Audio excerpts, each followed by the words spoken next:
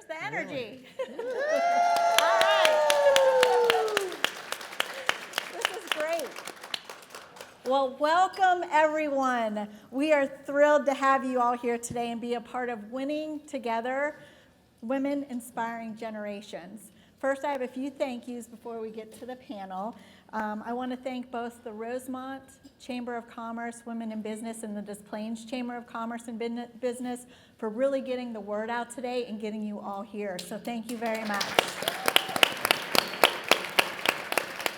A shout out to our food and beverage team, both front of the both front of the house and heart of the house. Thank you so much for everything that you do every day, and thank you for making this event so special. Also to Steve Paralero and Alex Boriuski. Sorry. They actually, I joke, and when I came up with the idea, I thought they would say no, and they said yes. And I was like, oh, we got 6 weeks, so let's go. So thank you for supporting that. Thank you to marketing, both Patty and Danielle. Your support has been amazing going through iterations of the program and just all the media and everything. We really appreciate it. Peggy Kennedy, our catering sales manager, thank you. I know I drive you nuts. Our AV and IT teams, and most importantly, thank you to Yetzi Navarette Gomez. Yetzi is our community relations specialist, and she has been by my side and really we came up with this idea together, so thank you so much for all your support. Now a huge shout out and thank you to our esteemed panelists today. As we celebrate Women's History Month, let's take a moment to reflect on the women who have paved the way for future generations through their resilience, leadership, and innovation. Those women have allowed all of us to stand tall on their shoulders as we continue to move forward together, educating and inspiring future generations. Please join me in welcoming our panel of accomplished leaders that are here today for an inspiring conversation on their personal leadership journeys, the importance of mentorship, and how to uplift and empower future generations, ensuring a lasting impact for years to come. So let's get into their bios. I feel like I have a book here because they are amazing ladies. So first we have Illinois State Senator Laura Murphy. Born into a middle-class family in Park Ridge, State Senator Murphy graduated from Illinois State University with a bachelor's degree in political science. She spent the last 20 years as an active member of the Des Plaines community, including 8 years as an alderman for the city's 3rd Ward. Murphy has over 2 decades of experience in healthcare and social services management. As a member of the Illinois Liquor Control Commission, she worked to educate youth on alcohol and tobacco prevention. Murphy was appointed to the Illinois State Senate in 2015 to represent the 28th Senate District. That district neighbors O'Hare International Airport and includes all or part of Arlington Heights, Des Plaines, Elk Grove Village, Hanover Park, Hoffman Estates, Mount Prospect, Park Ridge, Rolling Meadows, Roselle, and Schaumburg. In 2020, she was appointed Deputy Majority Leader of the Senate. Then in 2023, she was appointed Assistant Majority Leader. Murphy also serves as chair of the Committee on Executive Appointments and as a member of the Committees on Appropriations, Assignments, Executive, Higher Education, Labor, Local Government, Public Health, and Transportation. Boy, you have a lot of time to be here today. Her working class background and previous professional experience inform her views on government as an entity that should work toward the betterment of the people and reinforce her belief in the importance of education, public safety, and fighting corruption and waste in state government. Senator Murphy lives in Des Plaines with her husband and son. Welcome. Thank you. Next we have Dorothy Wisniewski. Dorothy is the Des Plaines City Manager and was appointed to that position in April 2024. I love this. Her appointment marked a historic milestone for the city as she became the first woman to serve as city manager in Des Plaines. Wisniewski began her career with the city in 2007 when she joined the finance department, being named Director of Finance in 2009. In 2014, she also assumed the role of Assistant City Manager, Director of Finance. Wisniewski's work has significantly improved the city's finances. Under her leadership, the finance department won the Government Finance Officers Association Triple Crown Award, making it one of only 200 departments in the country to achieve the honor. Her effective financial management contributed to reducing the city's debt by over 93% and achieving a high municipal bond rating of AA2. Correct? Yeah. Okay. Thank you. Before joining the city of Des Plaines, Wisniewski worked as a senior auditor at KPMG. She holds a bachelor's and master's degree in accounting from the University of Illinois Chicago, and she moved to the United States from Poland when she was 9 years old and is fluent in Polish. Witamy.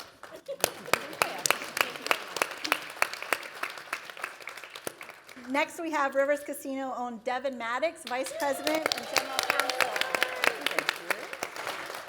Devin joined Rivers Casino team in 2014 as Senior Legal Counsel before being named Vice President and General Counsel in 2017. Prior to becoming to Rivers Casino in 2014, Devin was a partner at Tressler LLP and an adjunct faculty member in the Legal Services Department at South Suburban College. Devin has also served as a board member for Chicago Youth Center since 2017. She is the chair of the Diversity Task Force at Rivers Casino, as well as the Rivers Gives Foundation. She is a graduate of the University of Illinois Chicago School of Law, and some of you might not know, but she's an amazing performer and has sung for us several times.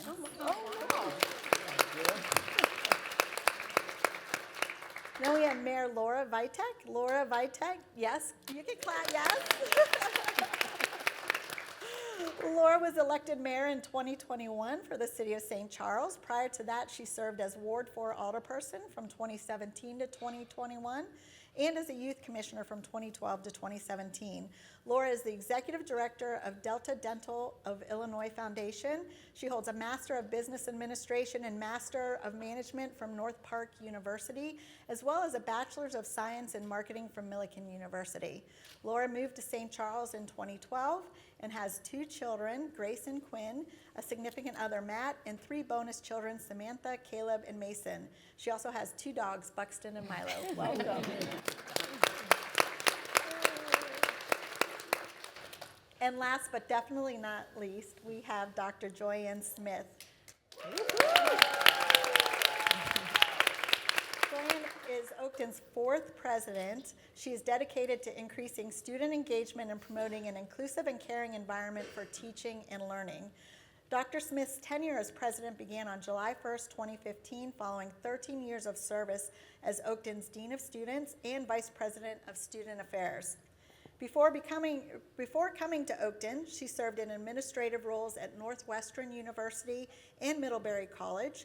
Dr. Smith also worked as a licensed psychologist, a license she still maintains here in Illinois. President Smith has guided Oakton into a period of unprecedented innovation while staying committed to ensuring every student has access to life-changing educational opportunities in a welcoming environment. Under President Smith's leadership, the college adopted its Vision 2030, Building Just and Thriving Communities.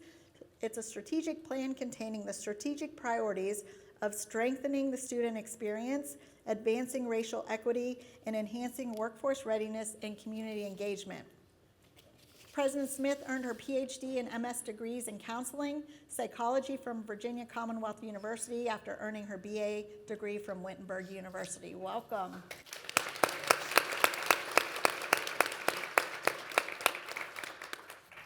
I'm ready for a nap. So let's get into the questions here today.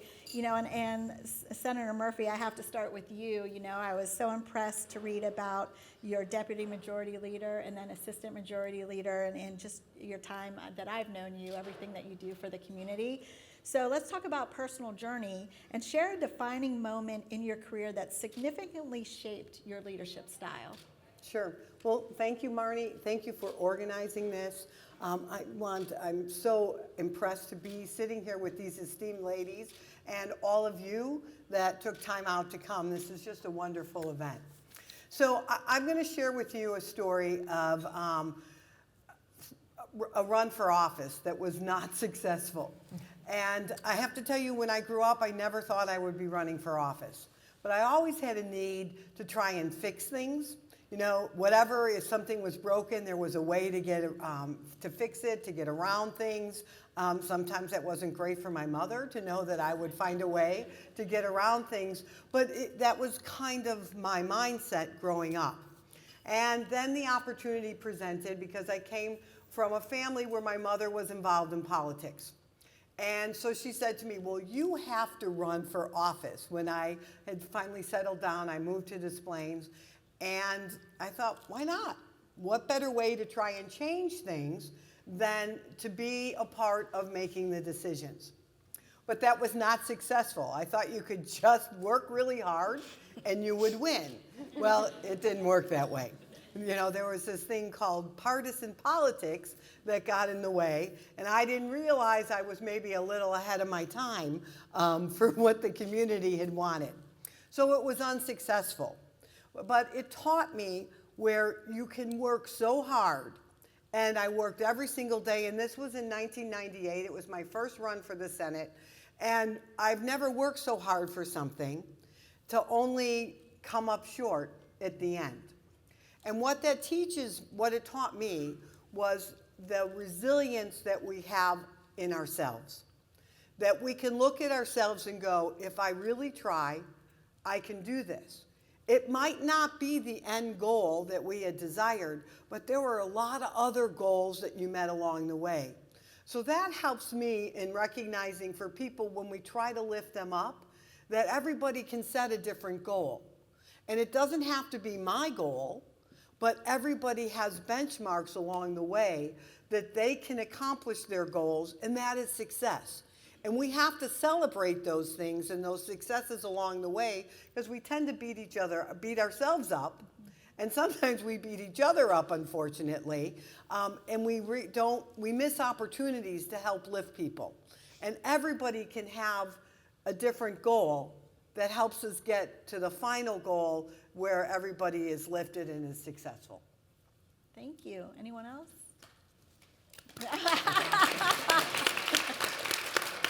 Yeah, I definitely agree with you. And one of a quote from Winston Churchill that I love and I share with veterans a lot of times when I work with them is, success is not final, failure is not fatal.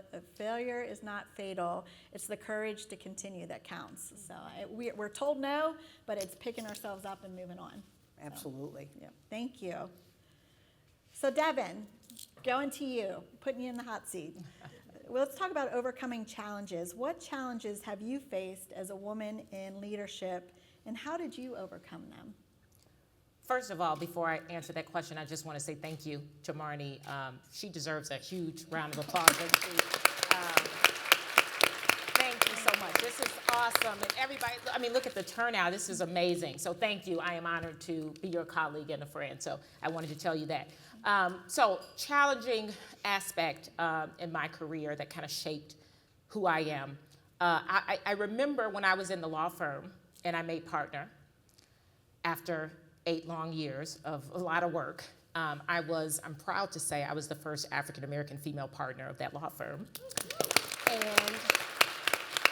it was very challenging because that title resulted in responsibility of managing a team of attorneys who did not look like me. From different ages, predominantly male, different races, and it was very difficult at first to manage that team. There was a lot of doubt in some of the people that I had to manage, and I found myself trying to prove myself. And I had to take a step back and remember, wait, you have to be careful when you try to prove yourself, because sometimes when you're doing that, you end up changing who you are. Mm-hmm. There was a reason why I became partner. There was a reason why I got there, because I was just me.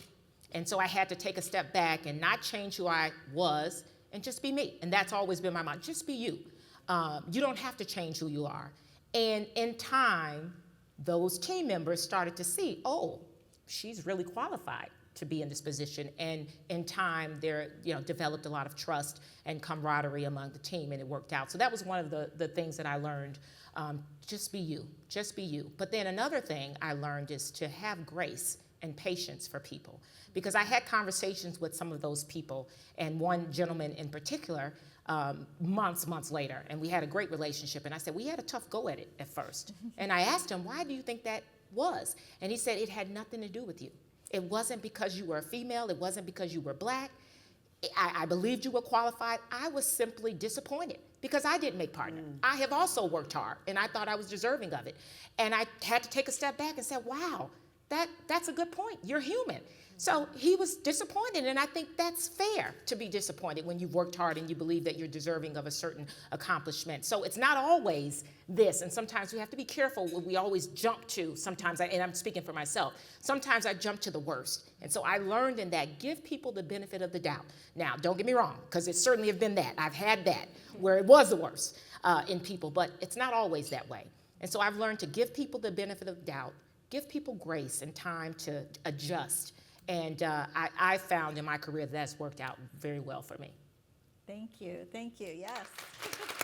Marnie, may I add something Yeah, to absolutely. that? I know that there's a few women in the room who have encountered this. Women aren't always the nicest to other women, and that can be a challenge in coming up in leadership, and sometimes then we have a bad taste in our mouth about other women, and then we unequivocally just might potentially act like that to other women leaders. And what I've learned from some of my colleagues is that sometimes if you take a step back and trust some of the women, that we can all have a position, we can all lift each other up, we can all be in leadership roles. It's not competitive. So just taking those experiences and knowing that there are women you can trust and women that you can align with that can also help lift you up, I think is important in some of those situations as well. Absolutely, thank you, Laura. That's a very good point. Very good point. Yeah, Joy? I want to add to something that Devin said about the importance of being yourself. I think far too often as leaders, we have this notion of what a leader looks like or who a leader should be. When they think of a partner, they might not imagine somebody looking like you. When you ask, what does a college president look like? People might not envision it's me. So you have this mindset of what you're supposed to be. And I have found that when I'm true to myself, that's when my leadership grows and blossoms. So I think that's a really important lesson, that don't try to be somebody else, but be who you are. And I think that allows us to be stronger leaders. Yeah, absolutely. Yeah. I think I would add too is you can wait for the moment. I can tell you early in my career when there weren't a lot of women in the boardroom, and I would say something and the director would not pay any attention. But my friend across the table, who was a man, would say the exact same thing, and they went, oh, great idea. So we would kick each other back and forth going, he's like, yeah, I know it was yours, but they weren't ready to hear me yet. So we have to, too, take the right moment, and there's nothing wrong with waiting for that moment when you know it's right, that will rise. And eventually, we stopped kicking each other, and they started listening to me as well as to him. So we work together as a team, but also wait. Read the room, know when it's right to elevate yourself. And if I could, I think overall it requires perseverance. No matter what challenge is in front of you, hold your head high, be true to yourself, and just keep going through it. There is no better way to achieve anything than that. I'm sure there are many individuals in this room who have gone through challenges even bigger than us up here on this panel. But if you stay true to yourself and just keep moving forward, you will get to your end goal that you want to be at. I'd like to give a shout out to one of our panelists on the panel today. Senator Murphy has been part of my professional career since the beginning when I've started at the City of Des Plaines, and she is a truly inspiring leader. And being able to have those mentors and have those people in your life that can kind of help you along the way is very inspiring, and it is extremely helpful. I love it. Thank you, ladies. Thank you. And I'll just add, when you have to, I heard it a couple times, I have to take a step back. And when I do, I literally ask myself, is that the story I made up in my head, or is that the actual facts? Because I like to make up some good stories in my head. So thank you. So now we're going to go on to work-life balance, and Mayor Vitek, how do you manage work-life balance, and what advice would you give to other women striving for this balance? Well, first, let go of all the guilt. Like, one, just let it all go, Love that. because as a working mother, you will always put more time, I believe, you'll put more time into your family, and you think you put less, but it's always more. I believe you should or can involve your children in your work. Let them see that you work. When I was running, just like Senator Murphy, in a campaign, my 7-year-old son, I made him put pamphlets on people's doors so that he knew, one, it helps because people don't yell at you when your son's with, and two, it just helps so they understand growing up that work is okay and that it's part of making your family better, and you're doing it for not just yourself, even, a lot of it is for us, but a lot of it's for our children. And I think when you show that and you're not afraid to hide it, then your children see that this is a normal part of life and that it's not a burden, that it's not something that should be looked at as negative. I also think we've said give yourself some grace, and that goes along with letting the guilt go. Because, even in situations where you could be at every one of your kids' activities, and my kids have done it too, and they'll say something like, you don't come to anything. I'm like, I am at every single game. So even if you're there, kids are kids. But I think it's important just to be, grace, let go of the guilt, and involve your children in your work life. Absolutely, thank you. Anyone else? I don't believe there is such a thing as work-life balance. I mean, truthfully, I like to talk about work-life integration. So, you talked about bringing your kids and letting them know that you work. I think that's so important, because in a leadership role, there really is no balance. And so for me, it's important that I'm very clear about what my priorities are for any given day, week, or month. So my family knows, like, this is a busy time at the college. You're going to have to, fend for yourselves for a little bit, or I might not be able to come. The college knows if something's really important for me related to my family, that I won't be present, and being clear about that and communicating it. And integrating family and work. So my kids were 9 and 11 when I became president. They were fairly young. They were a part of my inauguration ceremony. If you ask anybody at Oakton who was at my inauguration, they won't remember a word I said. But what they'll remember is that Rachel and Noah played the piano. That's all that they remember. But it was also a way for me to be like, I have a family. So if I'm not here, I'm home with my family. And then the college, I have events at my house. So I really try to blend. So I think it's integration. There's no such thing as balance. That's all I will say about that. I love it. Yeah, that's a very good point, and I just want to, because what I was going to say was that you kind of have to define what work-life balance means to you, because I have found in my career that very few times could I say I've committed just as much time and energy to work as I have my family, or it's never been that. And when I was in the law firm practices, I didn't even know what that meant. Work-life balance didn't exist in my vocabulary. But what I like to do is, there might be certain times in the year that pull me away from work because I've got a lot of things going on in my personal life with my children and my family. And so there might be some times where I am not as present physically or emotionally, mentally at work as I am in my home life. And that might happen 4 months in a year. But then, guess what? There's going to be something that happens big at this casino and in my work life that just requires me to have to work. And that might mean that now I'm spending more time on the weekends working, and I've got my laptop out at volleyball games. And that's fine, because I know, but just 5 months ago, I had to be pulled away from work because I was doing something with my family, and my boss was so supportive and understanding of that. So for me, that's work-life balance. So it's not always I'm spending just as much time in every day doing work or being at home. It's just the understanding that sometimes, depending upon what's going on in our lives, we might need to be more present at work, and sometimes we might be more present at home. So that's how I look at work-life balance. Thank you. I love that. And I think I've learned 2 things. One, I set the wrong example sometimes because I just work, and then I have other team members say, well, you do it. Well, no, I won't. But 2, I don't want you to do that just because I do that. But 2, I always, family first. I heard family throughout, and it's family first. I think that's important. And the third thing I would say is I always ask the HR team now, is it going to be there tomorrow? And then it's going to be there tomorrow, and come back to it. So, yeah, I love that. Thank you, ladies. You can clap.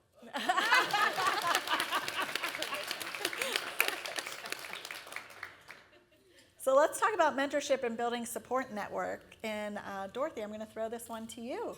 So how important is it to build a support network, and what strategies have you found effective in creating and maintaining these? And you kind of talked about it when you talked about Senator Murphy. So I think support networks are critical in any job, any position, or any role that you hold within any organization. Something that I've believed in is having those peer mentors, whether they're in other communities, within your own community. When I first started at the City of Des Plaines, having come from working in a corporate audit environment into local government in a finance director role, it was extremely challenging with unique, complex issues that a local government deals with. I proactively used my time to reach out to other finance directors in other communities and try to build that support network. They already have all of the answers, or many of the answers, that we were dealing with that may have been challenging. And we have a saying in local government, why reinvent the wheel if the wheel's already been invented? Use those ideas and try to see if they apply to your own local municipality. Having now moved into the city manager role, for the past year, I have proactively reached out to other city managers, have tried to meet up with them, just to build that network of colleagues that I can call upon. And it's not just in city manager roles, it's other roles that other people hold that they can provide that advice and guidance if I need it. Great, thank you.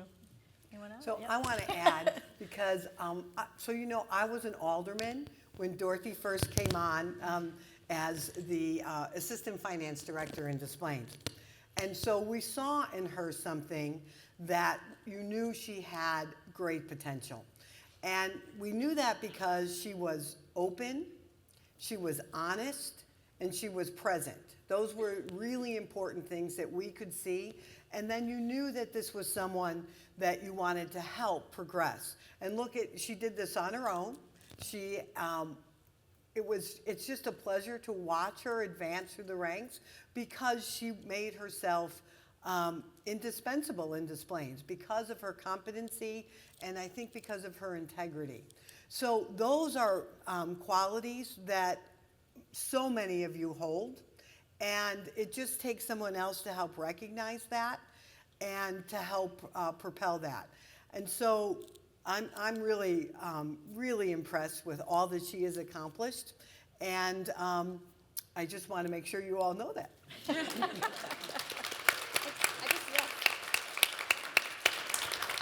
Regarding the networking piece, and it looks like you were then a mentor to the city manager in some respects, and I think, sometimes we all don't have time to be the mentor, but we're all in this room for a reason. We value women's leadership, and we need to encourage and offer to be a mentor so that we can continue to build people coming in. Like my city council, we have a city administrator that's a woman, and one city council member that's a woman, and me. So everyone else is a man on that city council. So I think that these individuals and myself try to encourage other women leaders to come up, because sometimes we wonder, why aren't there more women in leadership? Why aren't more women running for political positions? And we need to be that example and mentor, and we need to offer that out. People can be shy if they're looking for a mentor, but we need to take that step as women leaders and offer it down instead of waiting for people to come to us. And then we won't have to wonder anymore, and we start growing those networks and women to become the leaders after us. I think that's crucial to continue this going, this whole vibe of why all of you are here going. Absolutely, I love that. I agree. Do I have any veterans in the audience? Thank you for your service. So, the way I explain mentorship and networking is, being in the Marine Corps, it was a fire team. You built a fire team of 4 people around you, and they mentored you, but they also told you the way it was. So you might have a cheerleader. One of them might be a cheerleader, but other ones are going to tell you the way it is, tell you when you're wrong, and encourage you along the way. So you need to build that fire team around you.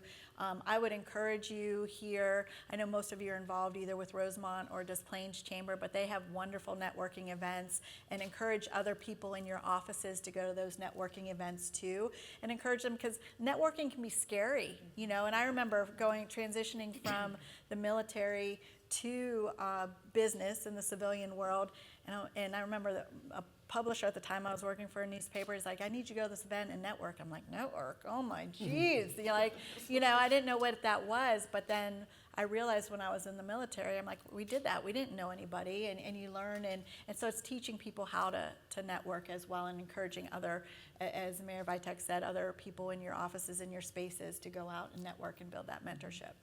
Thank you. All right. Now I want to turn it over to President Smith. Okay, we're going to talk about advice for future leaders. What advice would you give to women aspiring to take on leadership role, or women that want to advance into a new leadership role? Great question. Well, I think one of the things you're hearing from all of us is the importance of mentorship. And so I would encourage you to find somebody who you respect, admire. It doesn't necessarily need to be at your own organization, but to seek out mentors. I have been privileged to have incredible mentors in my life, both in my institution, outside of my institution, and other areas. And I've had many women who have reached out to me, and I'm always honored when they ask. And so find a mentor, because I think that helps as we inspire other leaders. You see Senator Murphy inspiring Dorothy. I mean, I think that's an example of mentorship. So that's one thing that I would do. The other thing that I would recommend is making sure you do a really good job in the role that you have. And I tell this to all new career folks. Far too often we're looking to the next thing and not focusing enough on what we're doing right now. And I think you heard, again, through the example that Senator Murphy gave, she saw in Dorothy, in her role, somebody who had all these skills, talents, abilities that could grow. And so because I've put my 110% into every role I've had, I think people saw in me things I might not have seen in myself that created opportunities for me to grow as a leader. I never aspired to be the president of the college. And yet, the former president of the college, who just happened to be a woman and is an incredible mentor for me, saw in me something that I did not see in myself, and encouraged me on that pathway. So I think it's really important to do a really good job in the role that you're in. And then seek out opportunities. So, if you're at a large organization, join committees, take on leadership roles, so that other people get the opportunity to see and know your skills. You can do that in your community as well, in other not-for-profit organizations, volunteer organizations. Take on leadership roles, because it's a way for others to get to know and see your skills and ability, and it'll also provide a broader network. So those would be my recommendations and advice. Thank you. Anyone else have any advice? Nope, thank you. I'm sorry. No, go ahead. I do have advice. It's not so, that's perfectly said, thank you. I think this message is for the mentors. It's what's on the other side. So that's great advice for young women aspiring to take on leadership roles, but we have a responsibility as the mentor now, because I'll tell you, I had a horrible experience with my mentor early on in my career. And I was very young. I was interning at a Fortune 100 company, and I was young. I was still in college. I had a female mentor, and she tore me down. In fact, she told me that this is not how you dress professionally, she told me. And in all honesty, she was right. But this is years and years later. You see I've got this skirt all the way down to, I'm kidding. But in any event, it was the way she said it. It was the tone. It was the delivery.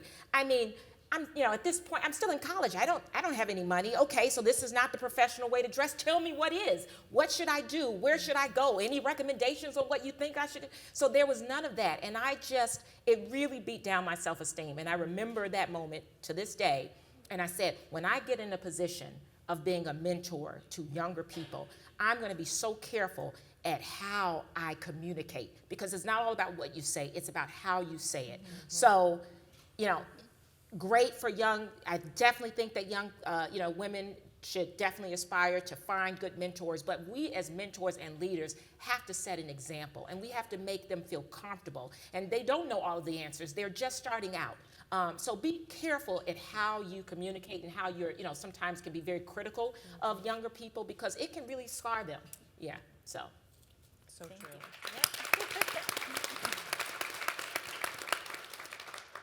I can share a story in the Illinois Senate. So I've been there for 10 years, and there's been significant changes since that point in time. 10 years ago when I first came in, it was predominantly all men.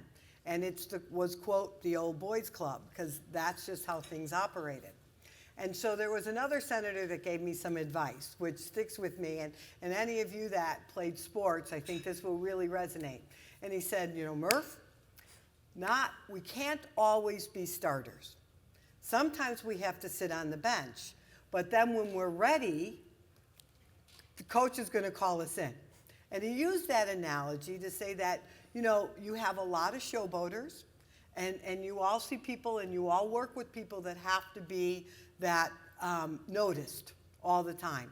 But there's those sometimes that just do all the hard work, and eventually they'll get recognized.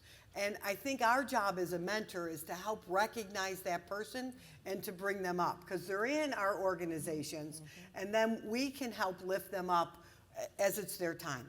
And that was just great advice that I got, and that's probably what led me and propelled me into leadership roles in the Senate, is I was just as prepared, because we know as women, we still work twice as hard as any man to get accepted with the same opinion. I think that has not changed. We work twice as hard, and so we are ready. And when that opportunity presents, we're ready to go in and then take over the roles. Love that. Thank you. So I'm just going to throw this question out to anyone that wants to answer it here. It's about creating opportunities. So how can women in leadership help create more opportunities for the next generation of female leaders? Dorothy? I can take that one. Sure. So I think that what's really important is when we're performing our roles, we perform them well and set that example right early on. Work hard, make sure that whatever you're doing it at your best, because you never know who else is looking to you to set that example. And additionally, events such as this, I think, are wonderful. Thank you for putting this on, Marnie. This has been excellent. It allows people to connect with others. It allows us to create those connections and have the ability to reach out to other individuals that have expertise in areas that we might not. Surround yourself by people that are stronger and better than what you're at personally, because that's what ultimately is going to lead you to success. Thank you. Thank you. I think we can also, as leaders, reach out to the local community colleges and encourage job shadow opportunities when we can. Like you had mentioned, you really wanted to do this event, and it wouldn't have come up if it weren't for you. So things like this being the one that gives the idea in your company, or is to bring up women leaders, or any leaders really for that matter, just going out there within the community, reaching out to give opportunities to people too, not just waiting for people to have to come to us. Mm-hmm. Absolutely. Great. Okay. So, last question. Legacy and impact. And again, for anyone here on the panel, what legacy do you hope to leave for future generations of women in leadership? Want me to start? Okay.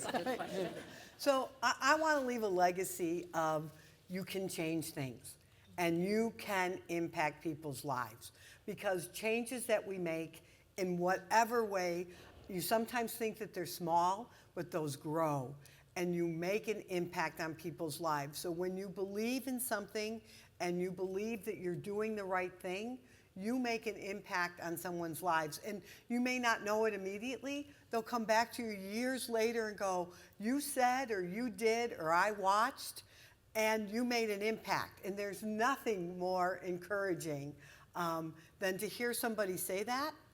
And then that, I think that's the legacy that we want to be known for, is that we made a difference. Mm-hmm. Absolutely. That's good. I'll go next. I mean, I chose education because it does open doors for opportunity for people to advance on their personal goals. And so every day, to your point, our legacy, my legacy, the college's legacy, is that we've changed people's lives. We empower them to meet their own goals and transform their own communities. And like, there's been nothing more proud today than meeting an Oakton alum at my table who works for Rivers. Dorothy is an Oakton alum, right? So knowing the ways that we have touched people's lives. And over time, I'll hear students say, you know, it's so nice to see a woman in a leadership role, because for many students, they've not seen a woman in a leadership role. So you don't even always realize that just your presence and your role makes a difference in addition to the role of the institution. So I hope that the collective legacy is just creating more opportunities for everyone, including young women, to meet their goals. That's fantastic. I think that with having a daughter, that we can all be successful, but we can also be good humans and empathetic while being successful. I've told my daughter, it's like, it's great that you can be successful, but I want people to think of you as a good human too. So I think that we don't have to lose that just by being a leader, and we shouldn't forget about people and having some empathy. Absolutely. Absolutely. Anyone else? I mean, I can just repeat everything that these women said. I mean, they've hit it on the head. I don't have to say it. Well, okay, any final thoughts or parting remarks for any of you? Thank you. I feel honored to be on the stage with these other wonderful leaders, and I just want to thank you for bringing us together, and thank all of you for spending time listening to our stories. Thank you. Yeah. Thank you.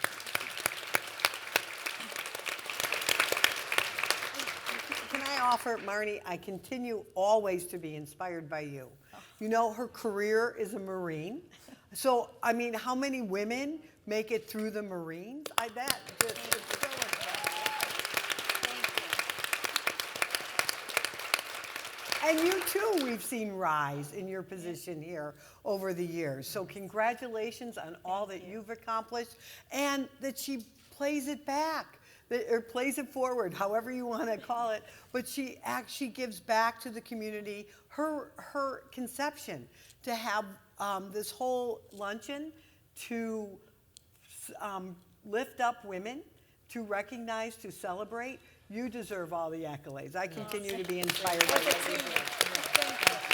Thank you. Thank you very much. Thank you.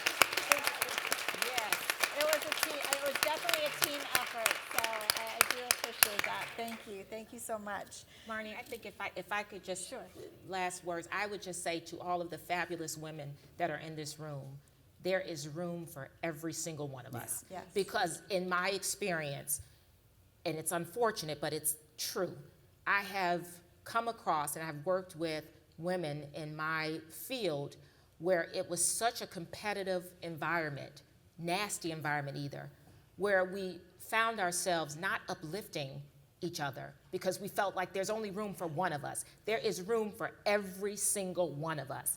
Don't tear each other up. Let's uplift, let's empower, let's encourage, let's compliment, let's work together. That is what I would say.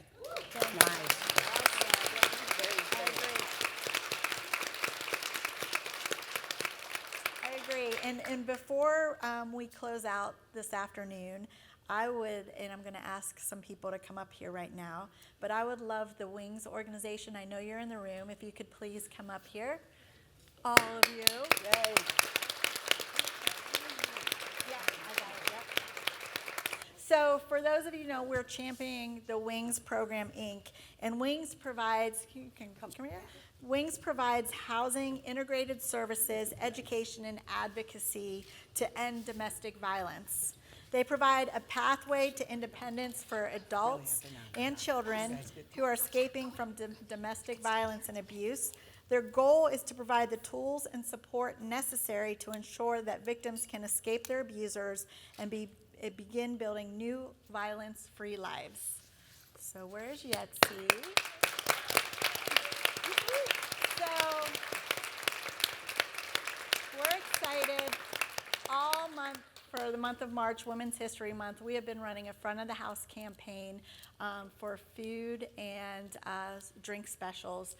in honor of Wings Program, Inc. And today we want to present you a check for what we've raised during the month. And that's our guests and our team members frequent our outlets as well. So we are happy. Can I get a drum roll? Yeah. Nice. $15,000.